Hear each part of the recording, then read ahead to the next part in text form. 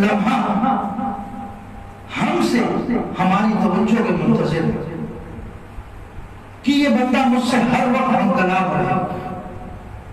अगर ये चल फिर रहा है तो उसको जिक्र कर रहा हो, अगर मस्जिद में है तो इबादत कर रहा हो, अगर शादी ब्याह करता है तो उसमें मेरे अहकामात को सामने रखकर कर रहा हो, कोई गमी खुशी का मौका है तो उसमें मेरी रजा और खुशनुदी को देख रहा हो। अगर ये सारी चीजें नहीं देख रहा तो मेरे अजीजों फिर ये उम्मत वसता तफरीक में चले जाती है, फिर ये गुनाहों में चले जाती है, फिर ये अपने लिए नुकसान पैदा करती है, फिर इसके लिए जहन्नुम रखेगी।